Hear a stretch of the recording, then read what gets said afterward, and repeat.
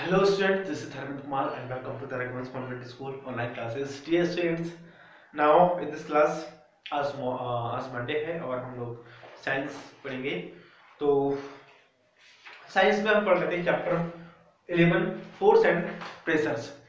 तो प्रेशर तो हम बाद में देखेंगे, अभी हम फोर्स के बारे में पढ़ रहे थे। प्रीवियस क्लास में हमने फोर्स की डेफिनेशन देखी, पुश पुल और डिफरेंट एक्टिविटीज देखी, ठीक है, जिसमें फोर्स अप्लाई होता है। In this class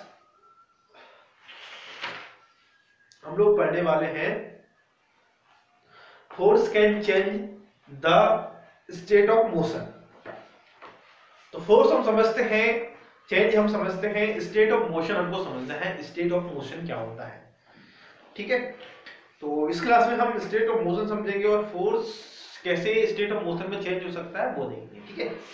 so open your books and go to the page number 131, ठीक है। यहाँ पे एक एक्टिविटी दी है, वो समझिएगा थोड़ा सा। एक्टिविटी क्या है? Let us now find out that what happen when a force act on an object. मतलब कोई फोर्स है, ठीक है, और वो किसी ऑब्जेक्ट से टकराता है तो क्या होता है। सपोज करिए यहाँ पे ठीक है, ये जो मार्कर है वो इधर से भागते हुए आ रहा है और ये ऑब्जेक्ट है हमारा, ये हथेली, और वो इससे टकरा रहा है, तो क्या होता है उसके बारे में डिस्कस करेंगे। You might recall similar situation, for example, while thinking a penalty kick of football. A player apply a force on the ball. मतलब इस तरह की बहुत सारी एक्टिविटीज आपके दिमाग में आ रही होंगी। एक एक्टिविटी यहाँ पे हम बात कर रहे हैं फोर्स जो हम अप्लाई करते हैं फुटबॉल के ऊपर, उसके बारे में। The force on the ball before being hit, the ball was at rest and so its speed was zero. The applied force made the ball move towards the goal. Suppose the goalkeeper dives or jump up to save the goal. By this action, the goalkeeper tries to apply the force on the moving ball. मतलब कि जब कोई भी player है वो football में kick मारता है तो उसके ऊपर फोर्स अप्लाई करता है, तो क्या होती है, जिस डायरेक्शन में उसने किक मारी है, सपोज ये फुटबॉल है, ठीक है, और इसने मतलब ये प्लेयर है, उसने ऐसे किक मारी, तो इस साइड में किक मारी, इस डायरेक्शन में किक मारी, ऐसे करके, ठीक है, तो इस साइड जाने लगेगी ऐसे, ठीक है। अगर सपोज ऐसे मारी होती तो वो इस साइड जाती, ठीक है, और ऐसे मारी होती आपकी तरफ से तो मेरी साइड जाती। अगर इस साइड से मारी होती तो वो ऐसे इस साइड जाती, ठीक है। तो जिस डायरेक्शन में वो फोर्स अप्लाई करेगा वो ऑब्जेक्ट उस डायरेक्शन में मूव करेगा, ठीक है। अब सपोज करो कि वो जो फुटबॉल है वो गोलकीपर के पास पहुंची और वो गोलकीपर उसके ऊपर झपटा उसको गोल को रोकने के लिए, तो क्या करेगा, गोलकीपर उसके ऊपर फोर्स अप्लाई करेगा, तब फिर वो क्या करेगी, सपोज गोलकीपर इधर से, ये गोलकीपर है, ठीक है, अब ये इधर से फुटबॉल जा रही है, उसने ऐसे फोर्स अप्लाई किया, मतलब उसको इधर से ऐसे धकेल दिया, ऐसे धकेल दिया, ऐसे धकेल दिया, तो जिस दिशा में हम वो डायरेक्शन, जिस डायरेक्शन में वो फोर्स अप्लाई करेगा उस डायरेक्शन में ऑब्जेक्ट मूव करने लगेगा, ठीक है। और वो क्या होगा, उसकी जो स्पीड है वो 0 हो जाएगी। Suppose the observation suggests that a force applied on object may change its speed, और स्पीड भी चेंज कर सकता है। of the force applied on object, it is the direction of its motion, the speed of the object increase.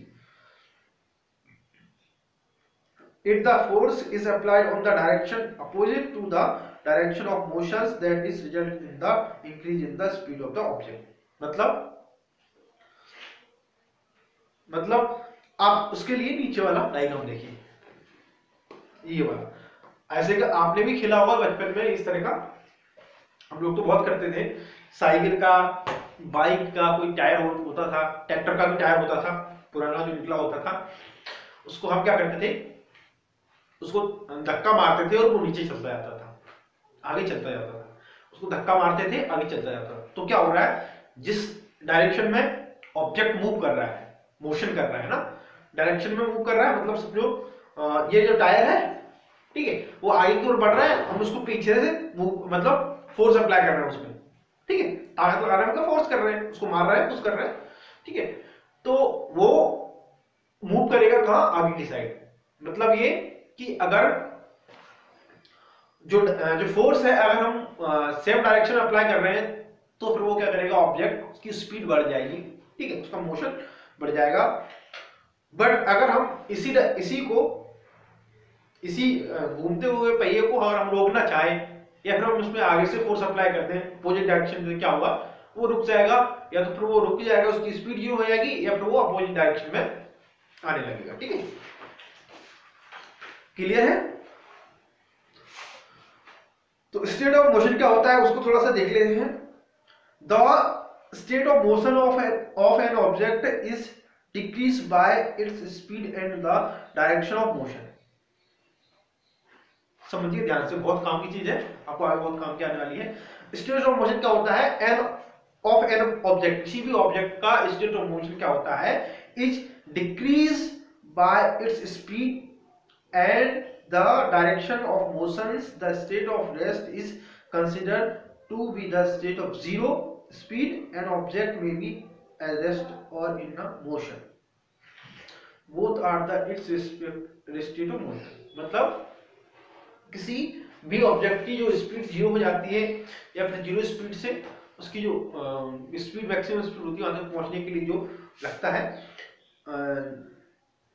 उसको as a consider करते हैं state of motion में।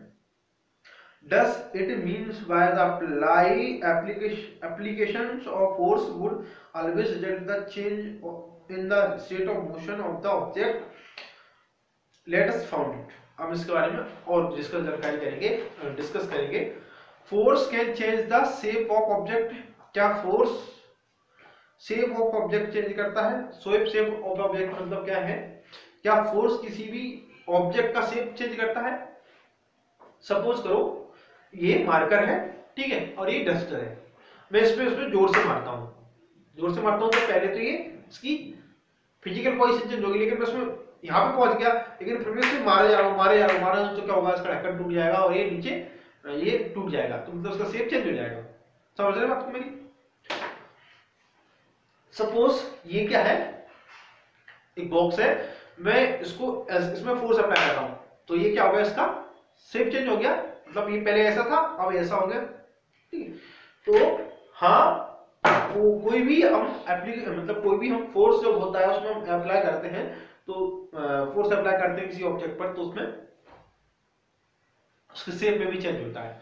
ये आप डायग्राम यहाँ पे ये टेबल जो दिया है देखेंगे, इसमें क्या दिया है, पहले डिस्क्रिप्शन ऑफ सिचुएशन है, कोई सिचुएशन दी है, फिर उसमें हाउ टू अप्लाई फोर्स कैसे अप्लाई हुआ वो दिया है, फिर डायग्राम दिया हुआ और फिर दिया है एक्शन ऑफ फोर्स, मतलब फोर्स कौन सा है, change in state of motion है या चेंज इन द शेप है, वो आपको पहचानना है।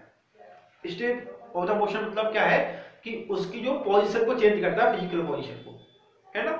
और शेप में चेंज मतलब क्या होता है कि जब हम, सिंपल सी चीज है, समझिए, ये डब्बी है मतलब बॉक्स है, इसमें हम जब इधर से फोर्स अप्लाई करेंगे दो चीज होगी, या तो इधर खिसकेगी, समझ रहे हो, या फिर इधर से हम चलती हुई स्पीड में मतलब आती हुई उसमें हमें फोर्स अप्लाई करेंगे तो ये वो रुक जाएगी, दो चीजें हो गई।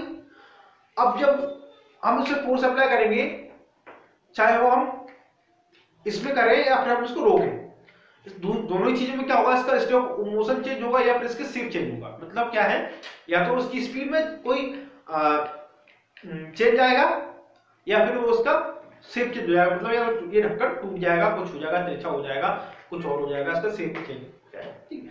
तो यहाँ पे कोई दो ही सिचुएशन दी है, इसको समझ जाइए, ठीक है। अब है क्या, force an object by change its shape. इसको हम नेक्स्ट क्लास में डिस्कस करने वाले हैं, ठीक है, ओके। नेक्स्ट क्लास में हम क्या पढ़ेंगे, कोई जो फोर्स है उसका जब फोर्स हम अप्लाई करते हैं किसी ऑब्जेक्ट पर तो उसका जो शेप है वो कैसे चेंज होता है, ठीक है, उसके बारे में जल्द करेंगे, ठीक है। कांटेक्ट फोर्स क्या होता है, फ्रिक्शन क्या होता है, तो बहुत सारी काफी पढ़ने वाले हैं हम सब्जेक्ट में, सॉरी इस चैप्टर में, तो उसके लिए आप बिल्कुल वीडियो को एक दो बार देख सकते हैं और या कॉपी चेक करा सकते हैं आप, मुझे फोन से कोई डाउट हो तो वो सॉल्व कर सकते हैं, आपके लिए अवेलेबल हूँ मैं। Thank you so much for the watching video.